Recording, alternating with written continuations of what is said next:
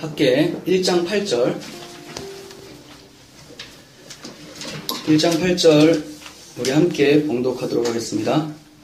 너희는 산에 올라가서 나무를 가져다가 성전을 건축하라. 그리하면 내가 그것으로 말미암아 기뻐하고 또 영광을 얻으리라. 여호와가 말하였느니라. 아멘. 네, 오늘은 이제 구약성경 개관 몇 번째죠? 몇 번째인지도 모르겠네요. 아주 오래 했죠. 이제 학계까지 왔어요. 몇 개 남지가 않았습니다. 다음 주에 스가랴서하고 다다음 주에 말라기서를 하면 39권이 마칩니다. 네, 한 1년 동안 달려온 것 같아요. 네. 학계서도 소선지서죠. 소선지서는 참 설교하기가 까다롭고 또 민망스러운 거 뭐냐면 계속해서 비슷한 내용들이 좀 많아요. 별로 크게 특징도 없는 것 같고, 그렇지만 그 안에서 또 하나님께서 우리에게 나타내시고자 하는 복음이 있겠죠. 그렇지 않고서는 성경으로 들어올 수가 없으니까. 그래서 그 복음의 내용에 대해서 좀 살펴보려고 합니다. 주전 538년에 고레스라는 바사 왕이 칙령을 내립니다. 무슨 칙령이냐면, 이제 이 사람들이, 이스라엘 백성들이 바벨론의 포로로 끌려온 지 70년이 거의 다 됐어요. 그래서 고레스가 칙령을 내려서 너희들은 너희 나라로 돌아가서 성전을 재건해라. 그래서 많은 사람들을 돌려보내요. 그때 1차로 돌아왔던 사람들이 스룹바벨이라는 인도자를 통하여서 많은 사람들이 돌아왔고 3차에 걸쳐서 이렇게 사람들이 다 돌아오게 됩니다. 근데 막상 돌아와서 보니까 성전을 재건하려고 하는데 사마리아 사람들이 찾아와서 같이 짓겠다 이런 얘기를 하는 거예요.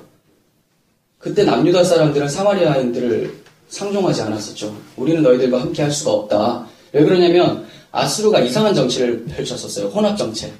그래서 북이스라엘 사람들을 아수르 사람들하고 결혼시켜서 완전히 민족을 섞어버린 거죠. 그러니까 피가 섞였다. 우리 순수혈통, 우리 선민사상을 가지고 있는 이스라엘 백성인데 너희들은 우리와 다르다. 이렇게 남유다가 치부해버리는 거예요. 그래서 함께 성전을 건축하지 않겠다고 하니까 사마리아인들이 열받은 거예요. 그때부터 괴롭힘이 시작이 됩니다. 엄청난 박해와 방해의 공작 때문에 한 2년 정도 성전을 재건하다가 멈춰요. 그렇게 중단된 지 14년 정도가 지나버린 거예요. 학계 선지자에게 말씀이 임한 때는 이 고레스의 칙령이 있었잖아요. 고레스 왕의 아들 캄비세스의 뒤를 이어서 왕위에 오른 장군이 있었어요. 그 사람이 다리오 1세예요. 다리오 왕. 이 사람이 다스렸던 주전 520년, 주님 태어나시기 전에 520년 8월 말부터 12월 중순 사이에 학계에게 하나님의 말씀이 임했던 거죠. 그러니까 포로기 이후의 시대죠. 선지자들이 16명 있죠. 문서 선지자들이. 성경을 기록했던 선지자들이 16명이 있는데, 포로기 전의 선지자, 포로 중의 선지자, 다니엘과 같은 사람이죠. 그리고 포로기 이후의 선지자가 있어요. 그 포로기 이후의 선지자 중에 가장 먼저 사역을 시작했던 사람이 학계예요. 그리고 학계하고 비슷한 무렵에 시작했던 사람이 스가랴고, 그 다음 그 뒤에 말라기예요. 그래서 뒤에 학습, 말 이렇게 붙어 있는 거죠. 학계가 가장 먼저 포로기 이후에 시작이 됩니다. 포로기 이후의 시대를 이스라엘 백성들은 회복의 시대라고 생각을 했었어요. 우리도 그렇게 생각하지 않습니까? 하나님께서 70년이 차면 너희를 회복해 주겠다. 내 고국으로 돌아와서 다시 그 아름다운 영광을 회복시켜 주겠다. 선지서의 구조가 그래요. 너희들의 죄는 이러하였다. 그래서 하나님께서 심판하실 것이다. 그렇지만 이렇게 회복시켜 주실 것이다. 그런데 이제 회복기에 젖어들었는데 이상한 거예요. 회복받은 느낌이 전혀 안 드는 거죠. 왜 그렇습니까? 아직까지 무언가 회복되어야 될 것이 있어요. 그게 뭐냐면 제단이에요. 그래서 이 사람들이 제일 먼저 한 것이 뭐냐면 70년 포로기를 마친 후에 총독 스룹바벨과 대제사장 여호수아를 앞장세워서 돌아오고 나서 가장 먼저 한 게 번제단을 쌓은 거였어요. 뭐 다른 게 아니고 율법 잘 지키자, 뭐 어떠한 개혁을 일으키자가 아니라 제단을 제일 먼저 쌓았어요. 아브라함도 그렇고 노아도 그렇고 항상 무슨 일이 있고 나서는 가장 먼저 뭘 쌓아요? 제단을 쌓잖아요. 그 이유가 있다라는 거죠. 왜 제단을 먼저 쌓았을까요? 제단을 쌓을 때 에스라 3장 3절에서 이렇게 얘기를 합니다. 그 터에 세우고, 제단을 그 터에 세우고 이렇게 얘기해요. 그 터라고 하면서 정관사를 쓰죠. 그 터, 어디를 얘기할까요? 그 터에 왜 번제단을 세웠을까요? 번제단을 세웠다라는 것은 메시아 언약을 다시 한번 잡기 시작했다 이거였어요. 우리가 선지서를 통해 살펴봤지만 이들이 왜 바벨론 포로로 가게 됐고 나라가 왜 망했습니까? 율법을 안 지켜서? 삶이 너무 불의해서? 그건 결과죠.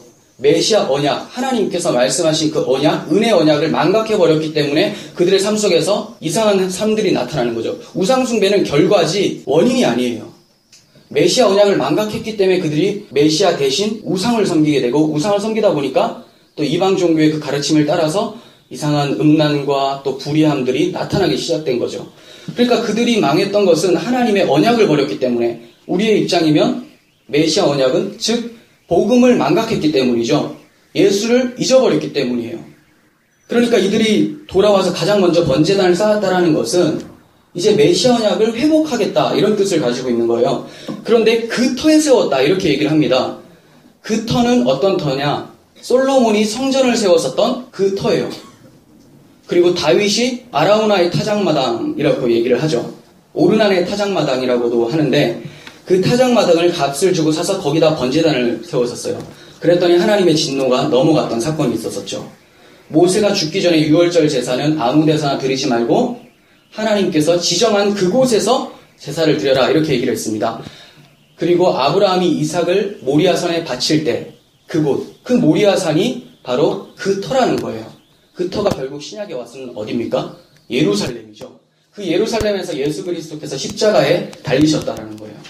그러니까 번제단을 그 터, 즉 예루살렘에 세웠다라는 것은 신약에 있을 하나님의 십자가 언약, 메시아 언약을 이들이 세워가기 시작했다라는 것을 말씀하고 있는 거예요. 이렇게 세워가는데 말씀드렸다시피 사마리아 사람들이 방해 공작이 굉장히 심했었죠. 분명히 선지자들은 이제 심판이 지나고 회복이 온다 이렇게 얘기했기 때문에 유다 사람들은 이제 우리는 회복만 맞이하면 된다라고 생각을 했는데 이렇게 방해 공작이 찾아오는 거예요. 그때 얼마나 당황했겠습니까? 선지자들은 이렇게 얘기했었어요. 이사야 2장 2절을 보겠습니다. 말일에 마지막 날이죠. 이들 입장에서는 바벨론 포로가 끝나는 그날 이렇게 생각을 하고 있었어요. 말일에 여호와의 전에 산이 모든 산 꼭대기에 굳게 설 것이요 모든 작은 산 위에 뛰어나리니 만방이 그리로 모여들 것이다. 이렇게 얘기를 했었어요. 그런데 그들의 처한 상황은 그렇지 못했죠. 그러니까 이들이 하나님께서 너희들 왜 성전을 재건하지 않느냐 이렇게 말씀을 하셨더니 이들이 하는 말이 이래요. 여호와의 전을 건축할 시기가 이르지 않았습니다. 이렇게 얘기를 하고 있는 거죠. 방해 공작이 와서 자기가 중단을 했는데 하나님의 때가 아니라서 못하고 있습니다. 이렇게 변명을 늘어놓고 있는 거예요. 그렇게 성전 재건은 14년 동안이나 멈춰진 채 그리고 메시아 언약은 망각된 채 멀어져 가고 있었던 거죠. 성전 재건, 성전 안에서 번제단을 쌓는 거죠. 그 번제단의 의미가 메시아 언약이라고 말씀을 드렸어요. 그러니까 성전도 없이 계속 살았다는 것은 무슨 말이에요? 포로기 이전, 그러니까 그렇게 우상 숭배하고 메시아 언약을 잊어버렸던 때와 똑같은 모습으로 다시 전락하고 있었다는 거예요. 그럴 때 하나님께서 그냥 놔버리고 완전히 없애버려도 되는데 늘 하나님께서는 하나님의 은혜로운 마음으로 우리에게 선지자를 보내주세요. 선지자가 우리에게 말씀을 전한다라고 할 때는 일단 빨간불이 들어왔던 때라고 보시면 돼요. 그리고 하나님께서는 이때가 너무나 심각했기 때문에 학개와 스가랴 두 선지자를 동시에 보내서 사역을 하십니다. 그때 학개의 선지자에게 말씀이 임해서 총독 스룹바벨과 대제사장 여호수아에게 말씀이 임해요.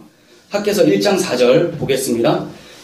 이 성전이 황폐하였거늘 너희가 이때 판벽한 집에 거주하는 것이 옳으냐?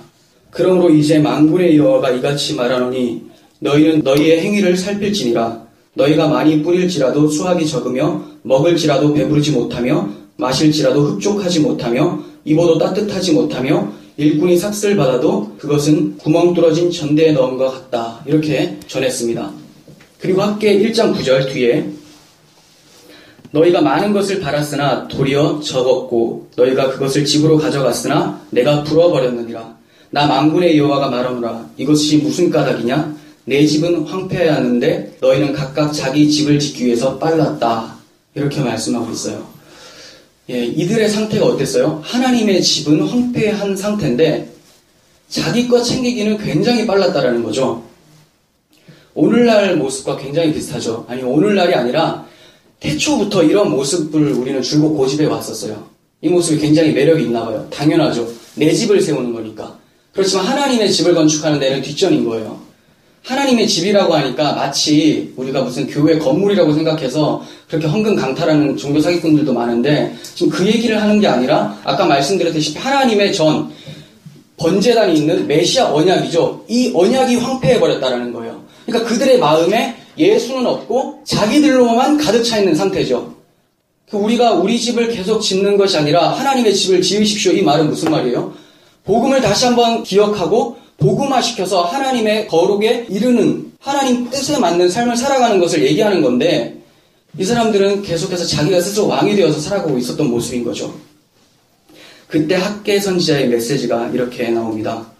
1장 8절, 너희는 산에 올라가서 나무를 가져다가 성전을 건축하라. 그리하면 내가 그것으로 말미암아 기뻐하고 또 영광을 얻으리라. 이렇게 말씀이 선포됐어요. 이런 말씀이 떨어지니까 너무나 놀랍게도 스룹바벨과 여호수아 그 이후의 모든 백성들이 다 하나도 빠짐없이 하나님 말씀을 순종하고 청종하며 여호와를 경외했다. 그리고 여호와의 성전을 짓기 시작했다. 이렇게 성경은 기록하고 있습니다. 이 점에서 우리가 조심해야 될 게 아까 좀 말씀드렸지만, 하나님께서 무엇이 부족해서 사람의 손에 지은 그 건물에 거하시길 원하시는 분이 아니죠. 하나님 그 답답한 곳에 왜 거하시려고 하겠습니까? 솔로몬도 성전을 다 짓고 나서 얘기를 하죠. 하늘의 하늘이라도 하나님을 감당할 수 없는데 하물며 내가 지은 이 성전입니까? 이렇게 얘기를 하잖아요. 그러니까 이거 아니라는 거예요. 그런데 하나님께서 이것을 지으라고 한 이유가 있겠죠. 무슨 말입니까? 하나님께서 내가 너희와 함께하기를 원한다. 이것을 보여주기 위해서 성전을 지으라고 하셨던 거예요. 성전을 통하여서 하나님과 죄인이 어떻게 하나가 될 수 있는지를 보여주기 위해서 성전을 지으라고 하셨던 거죠. 거룩한 하나님 앞에 나아갈 수 있는 자는 아무도 없었어요. 물론 하나님과 함께 했었던 시절이 잠깐 있었었죠. 에덴 동산에서 하나님과 함께 교제했었던 모습들이 나타납니다. 그렇지만 그 이후에 금방 타락하게 되고 하나님과 단절되어서 에덴 동쪽으로 쫓겨나게 되죠. 하나님께서는 동쪽으로 쫓겨난 죄인들이 어떻게 서쪽에 계신 하나님과 함께 동행할 수 있느냐, 임만을 할 수 있는가를 설명하기 위해서 제단을 쌓으라고 말씀하셨어요. 그러려면 에덴 동산 동편에 그룹들이 불칼을 가지고 있었던 것처럼 하나님께서는 성막 안에 휘장을 두시고 휘장에 그룹을 그려 넣으시면서 너희들은 흠없는 제물을 통해서만 이 휘장을 젖히고 들어올 수 있다. 이것을 말씀하셨던 거죠. 그 휘장은 신약시대에 가서 예수 그리스도의 십자가에서 찢어졌었어요. 히브리서 10장 20절에서는 휘장은 그의 육체니라 이렇게 말을 하고 있습니다. 그러니까 하나님께서 성전을 건축하라 이 말씀은 내가 너희들과 함께하겠다 이 말씀의 다른 표현이었던 거죠. 하나님은 건물을 좋아하시는 분이 아닙니다. 하나님은 잊어버렸던 그 메시아 언약, 내가 내 아들을 통하여서 사탄의 머리를 박살내겠다라고 하셨던 창세기 3장 15절에 그 태초 그 언약을 다시 한번 그들에게 기억시키기 위해서 이렇게 말씀하셨던 거예요. 이러한 구속사 맥락에서 볼 때 성막 성전의 참 의미는 임마누엘 이렇게 귀결이 될 수가 있겠죠. 그때까지 성전의 예배를 통해서 하나님과 교제를 지속하며 생축으로 드리는 제사를 통해서 그리스도께서 단번에 드리는 구속을 그림자로 잠깐 보여주고 있었던 시기였죠. 그렇기 때문에 그들이 성전을 건축하지 않고 중단된 상태에서 황폐한 상태로 계속 내버려뒀다는 것은 그들의 심령이 이렇게 황폐한 상태가 되어버렸다는 것을 표현하고 있는 거예요. 너희는 너희 집이 이렇게 아름답게 꾸며지고 내 먹을 거 많고 너의 배를 채우는 것에 바쁘다 보니까 하나님 것은 소홀하게 됐는데 이것이 바로 저주다 이렇게 말씀하고 있는 거예요. 이게 바로 황폐한 거야 이렇게 말씀하고 있는 거죠. 하나님께서는 2장 17절을 통하여서 내가 이렇게 너희에게 재앙을 내렸는데 그럼에도 불구하고 너희는 내게로 돌이키지 않았다 이렇게 말씀하고 있습니다. 그러니까 성전을 건축해서 아침 저녁으로 상번제를 드리게 되면 내가 그것으로 말미암아 기뻐하고 또 영광을 얻겠다 이렇게 말씀하고 있어요. 성전 안에서 제사를 통한 하나님의 교제를 통해서 하나님께서 기뻐하시고 영광을 받으신다라는 거예요. 우리에게 적용시키면 예수 그리스도의 십자가 복음을 통하여서 하나님이 교제하기를 원하신다라는 거죠.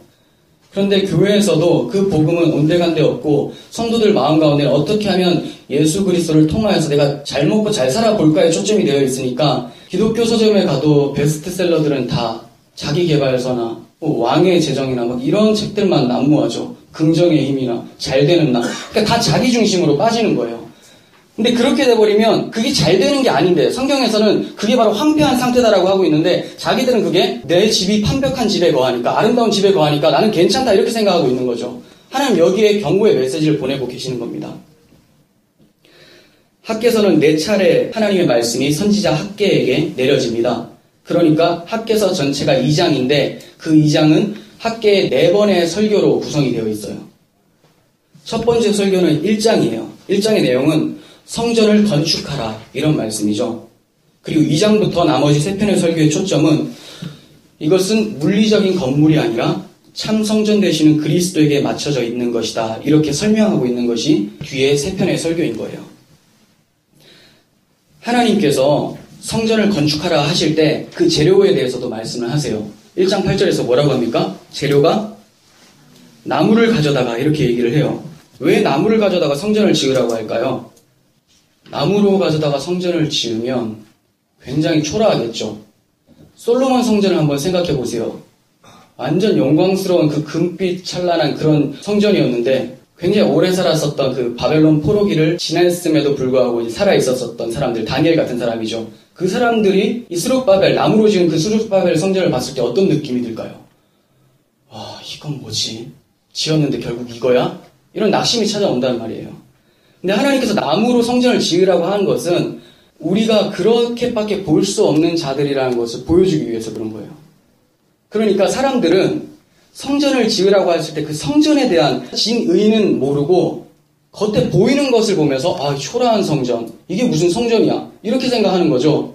근데 하나님께서 뭐라고 하십니까? 너희가 보는 것이 이게 초라해 보이느냐? 그렇지만 이 성전의 영광이 이전의 영광보다 나중에 더 클 것이다 이렇게 말씀하세요. 그 말은 이 스룹바벨 성전이 실체로 담고 있었던 예수 그리스도의 영광이 이전의 솔로몬 영광보다 더 클 것이다 이렇게 말씀하고 있는 거죠. 그들이 생각할 때는 초라한 집이에요. 예수님도 마찬가지였어요. 그 성전의 참 실체이신 그분께서 오셨을 때에도 사람들은 예수님을 초라하게 봤어요. 이게 무슨 성전이야? 마구간이지. 그러니까 마구간에서 태어나잖아요. 그러면서 다 예수님에게 고개를 돌려버립니다. 그리고 너는 성전이 아니라 초가집 같아 하면서 십자가에서 못 박아버리죠. 그렇지만 진짜 성령을 통하여서 예수 그리스도의 영광스러움을 본 자들은 그 십자가, 사람들이 볼 때는 정말 하찮아 보이고 연약해 보이는 그 십자가가 가장 큰 능력이었다는 것을 발견하게 된다는 거예요. 지금 이 구약시대에는 이것을 보는 자가 없었어요. 그래서 하나님께서는 너희가 이 초라한 성전 보고 낙심하느냐? 하지만 나는 이 성전의 영광을 크게 만들 것이다. 예수 그리스도의 십자가의 영광을 보여주고 계시고 있는 거죠. 하나님께서 지금 재건되는 성전이 보잘것이 없어서 이 성전이 어떻게 보이느냐, 초라해 보이느냐 이렇게 물으신 것이 아니죠. 만약에 금이나 은으로 지으면 하나님께서 기뻐하셨을까요? 하나님께서 2장 8절에서 이렇게 말씀하시죠. 은도 내 것이고 금도 내 것이다. 왜 이렇게 말씀하셨을까요? 금이나 은으로 지었다고 해서 내가 너무 좋아할 것 같으냐? 어차피 너희가 이걸 안 지어도 이거 원래 내 거야. 이렇게 얘기하시는 거예요. 그러니까 이게 문제가 아니다. 정말 중요한 금과 은이 도대체 뭐를 나타내기 위해서 그렇게 아름답게 빛나고 있었는지를 보게 하시기 위한 거죠. 금과 은, 해, 달, 별, 이 빛들이 왜 밝히 빛나고 있습니까? 참 빛이신 그리스도를 모형하기 위해서 주어진 건데 우리는 그 모형물을 가지고 너무 좋아하는 거죠. 하나님께서는 이거 아니다. 은과 금 이런 거 아니라 너희들의 마음이 중요해. 그 메시아 언약을 다시 한번 가슴에 받아들이는 그 낮아짐이 중요한 것이다. 이렇게 말씀하고 있습니다. 이러한 하나님의 영광, 스룹바벨 성전은 지금 초라해 보이지만 하나님께서 2장 9절에서 말씀하신 것처럼 이 성전의 나중 영광이 이전의 영광보다 크리라 이렇게 말씀하신 이 영광은 말씀이 육신이 되어서 우리 가운데 거하심에 우리가 그의 영광을 보니 아버지의 독생자의 영광이요 은혜와 진리가 충만하더라 라고 하면서 예수 그리스도로 말미암아 성취될 것을 말씀하고 계셨어요. 너무나 안타까운 것은 주님께서 참 성전으로 오셨음에도 불구하고 사람들은 초라하고 연약한 몫으로만 보고 있었었죠. 그리고 십자가에 달았죠. 그런데 2000년이 지난 지금에도 별반 차이가 없습니다. 지금도 역사적 예수 이런 얘기하면서 예수는 그냥 힘없이 십자가에서 죽은 사람 아니냐, 착하게 살았지만 결국 힘이 없고 초라했었던 사람 아니냐, 유대인들 중에 몇몇만 그를 왕으로 불렀었지 그 미치광이 아니냐 이렇게 생각하는 사람들이 있어요. 그게 바로 학개서에서 스룹바벨 성전을 바라보면서 낙심했었던 사람들의 눈을 가진 거죠. 우리는 성령을 통해서 이제 그리스도의 아름다움을 보게 됐어요. 성막 안에 들어가면 그 아름다움을 발견하게 되죠. 성막 밖에서는 울타리의 세마포와 성막 위에 페달 가죽에 모래 덮인 초라함밖에 보이지 않지만 성소 안에 들어가면 금으로 도배가 되어 있습니다. 우리는 성소 안으로 들어와서 그리스도의 영광스러움을 보고 있는 자들인데 교회 안에서도 그리스도의 영광스러움을 참 영광스러움을 보지 못하고 외적인 능력을 계속해서 바라는 사람들이 있어요. 스룹바벨 성전 보면서 솔로몬 성전 같았으면 좋겠다. 이 사람들 똑같은 거죠. 그러니까 교회 안에 불신자. 왜 이런 사람들이 계속 생겨납니까? 강단에서 십자가의 복음은 사라지고 그 내적인 진리는 사라지고 끊임없이 잘 되는 나에 대해서 집중되어 있기 때문이에요. 이 당시 사람들의 영적 상태는 너무나 좋지 못했습니다. 하지만 자신들의 심각성을 알지 못하는 자들에게 하나님께서는 그들의 상태를 예를 들어서 보여주고 계시는데 그게 2장 10절부터 13절입니다. 다리오 왕 제2년 9째 달 24일에 여호와의 말씀이 선지자 학개에게 임하니라. 이르시되 만군의 여호와가 말하노니 너는 제사장에게 율법에 대하여 물어 이르기를 사람이 옷자락에 거룩한 고기를 쌌는데 그 옷자락이 만일 떡에나 국에나 포도주에나 기름에나 다른 음식물에 닿았으면 그것이 성물이 되겠느냐 하라. 학개가 물음에 제사장들이 대답하여 이르되 아니라 하는지라. 학개가 이르되 시체를 만져서 부정하여진 자가 만일 그것들 가운데 하나를 만지면 그것이 부정하겠느냐 하니 제사장들이 대답하여 이르되 부정하리라 하더라. 하나님께서 이 말씀을 통하여서 이들의 실체를 보여주고 계세요. 왜 하나님께서 이것이 성물이 되겠느냐, 이것이 부정한 것이냐 아니냐 이렇게 왜 물어봤을까요? 그 뜻을 14절 그 뒷절을 통해서 볼 수가 있습니다. 이에 학개가 대답하여 이르되 여호와의 말씀에 내 앞에서 이 백성이 그러하고 이 나라가 그러하고 그들의 손에 모든 일도 그러하고 그들이 거기서 드리는 것도 부정하니라. 그렇습니다. 바로 너희들이 성물이 아닌 상태고 너희들이 거룩하지 않고 부정한 상태다. 이렇게 말씀하고 있어요. 그러니까 금이나 은이나 외형적인 걸로 아무리 치장을 하고 매일 아침 저녁으로 상번제를 드린다 하더라도 이들의 마음에 메시아 언약이 없다면, 참 회개가 없다면 아무것도 아니다. 이렇게 말씀하고 있죠. 부정한 자가 무엇을 손대면 그거 부정하지 않겠느냐, 부정한 상태에서 무엇을 드리면 그것이 성물이 되겠느냐, 이 얘기를 하고 있어요. 너희들 자체가 개조가 되어야 된다. 이렇게 말씀하고 있는 거죠. 하나님께서는 성전의 건물이 아니라 그들의 마음에 있는 성전이 정화되기를 말씀하고 있는 거예요. 하나님께서는 최고의 성전이라고 극찬을 받았었던 솔로몬 성전도 던져버리셨던 분이에요. 메시아 언약, 하나님의 은혜 언약을 망각한 성전은 껍데기에 불과하죠. 그래서 솔로몬에게도 성전을 지을 때 경고하셨었어요. 열왕기상 9장 6절 만일 너희나 너희 자손이 아주 돌아서서 나를 따르지 아니하며 내가 너희 앞에 둔 나의 계명과 법도를 지키지 아니하고 가서 다른 신을 섬겨 그것을 경배하면 내가 이스라엘을 내가 그들에게 준 땅에서 끊어버릴 것이요 내 이름을 위하여 내가 거룩하게 구별한 이 성전이라도 내 앞에서 던져버리리니 이스라엘은 모든 민족 가운데서 속담거리와 이야기거리가 될 것이며. 네, 하나님께서 눈에 아무리 아름답게 보여도 이것은 불타 없어지게 될 것이다. 이렇게 말씀하시면서 바벨론을 통하여서 불태워버리셨죠. 우리의 현실도 하나님께서 찾아오셨을 때 불타버릴 것들 너무나 많다라는 거예요. 고린도전서 3장을 보면 사도 바울이 나중에 주님께서 불로 공적을 시험할 때 남은 것만 보신다라고 하잖아요. 그 남는 게 뭐겠습니까? 예수 위에 세워진 행위 외에는 남는 것이 하나도 없다라고 말씀하고 있어요. 메시아 언약을 망각한 채로 무엇을 세우고 무엇을 행한다면 하나님께서 찾아오실 때 다 타버릴 수밖에 없다라는 것을 말씀하고 있습니다. 근본적인 문제는 너희가 내게로 돌이키지 않았다라고 하는 마음의 중심의 문제죠. 1장 9절에서 내 집은 황폐하였을 때 너희는 각각 자기 집 짓기 위해서 빨랐다. 네, 그들의 황폐한 상태를 말씀하고 있습니다. 우리들의 마음에 아들까지 내어주신 하나님의 사랑에 감사하면서 다시 오실 그 예수를 간절히 바라는 그런 마음들이 있습니까? 그렇지 않고 무엇을 하든지 하나님께서는 이렇게 말씀하실 거예요. 네가 내게로 돌이키지 않았다. 내가 내 앞에서 던져버리겠다.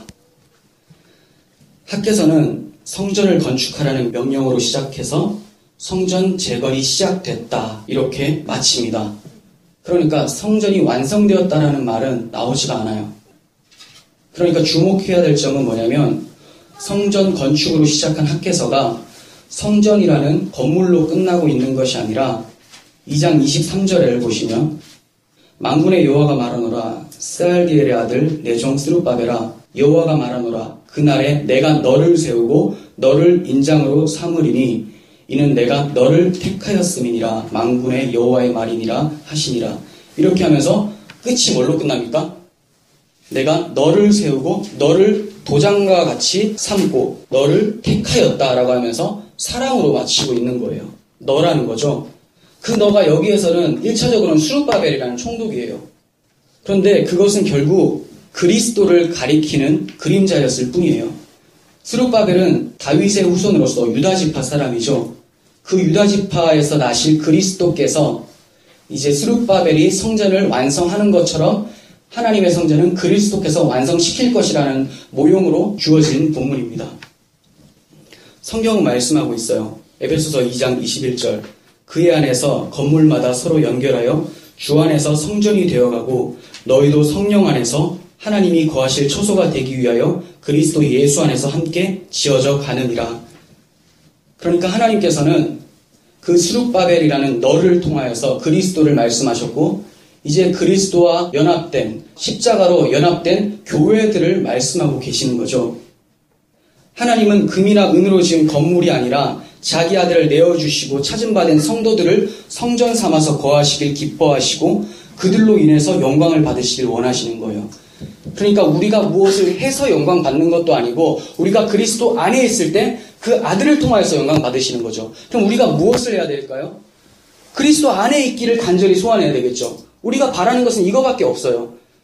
뭐 축구에서 골을 넣어서 영광을 받는 것도 아니고 내가 남들보다 공부를 더 잘해서 영광 받는 것도 아니고 그리스도 안에 있을 때 하나님은 그 안에 있는 자를 너는 내 아들이라 라고 말씀하시니까 우리가 단 한 가지 바라야 될 것은 내 안에 그 복음이 희석되지 않고 끊임없이 풍성하게 능력 있게 발현될 수 있도록 은혜 베풀어 달라고 그 얘기를 해야 되는 거죠.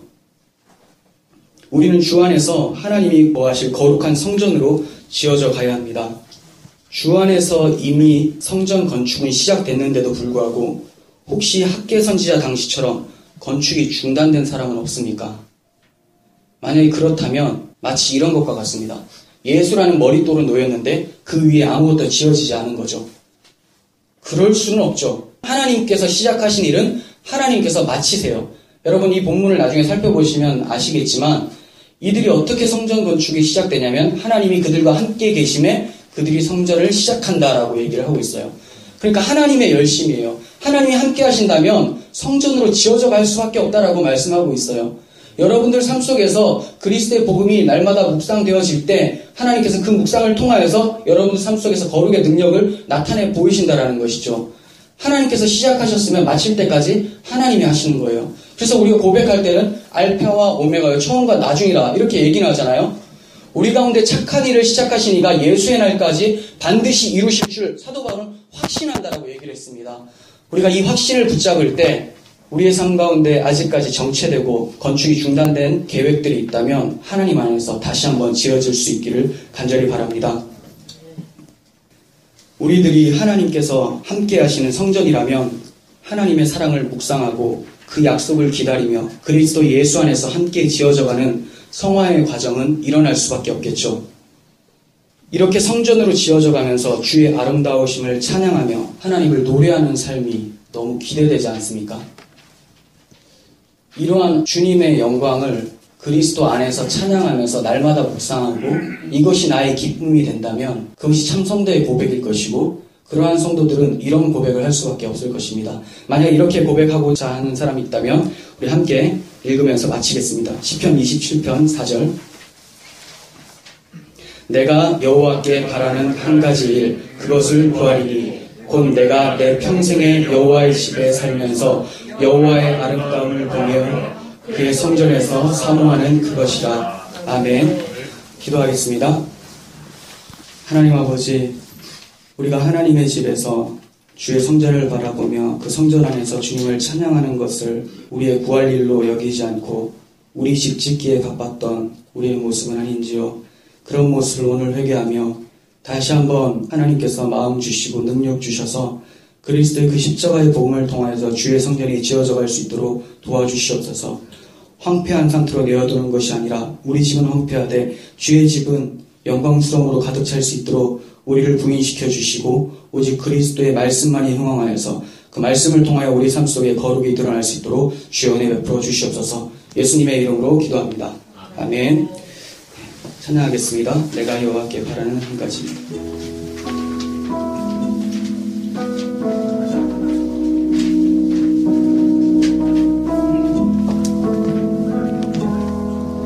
내가 여호와께 바라는 한 가지, 내 평생에 여호와의 집에 살면서 그 성전에서 여호와의 아름다움을 바라보는 것, 그것 내가 여호와께 바라는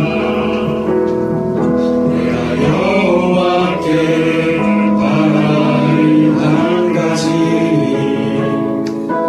내 평생에 여호와의 집에 살면서 그 성전에서 여호와의 아름다움을 바라보는 것, 그것이라. 내가 그의 장막에서 즐거운 제사를 드리겠고 노래하며 여호와를 찬송하리. 내가 그의 장막에서 즐거운 제사를 드리겠고 노래하며 여호와를 찬송하리.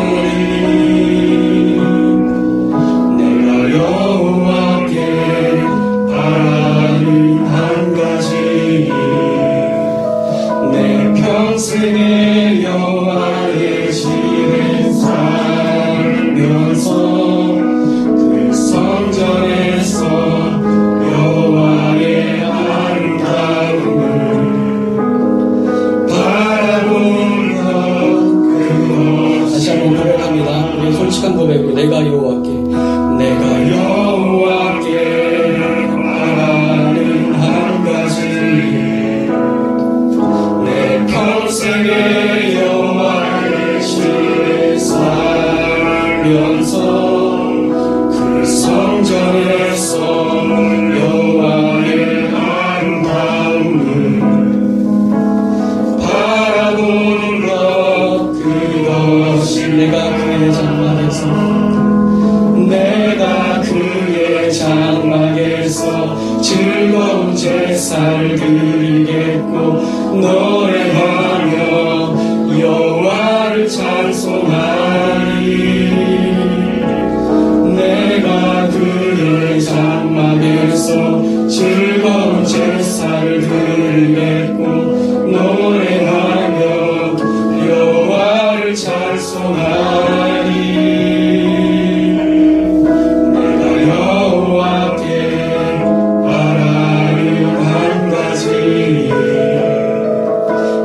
평생에 여호와의 집에 살면서 그 성전에서 여호와의 아름다움을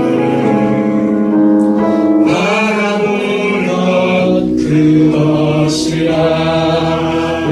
기도했으면 좋겠습니다. 말씀을 생각하면서 하나님, 우리가 하나님 앞에 구하는 단 한 가지는 주님께서 성전을 건축하라고 말씀하셨던 것처럼 주의 전을 우리의 삶 속에서 건축해내는 것, 그리스도와 함께 연합되어서 그리스도의 장성한 분량까지 이르는 우리의 삶임을 다시 한번 고백합니다.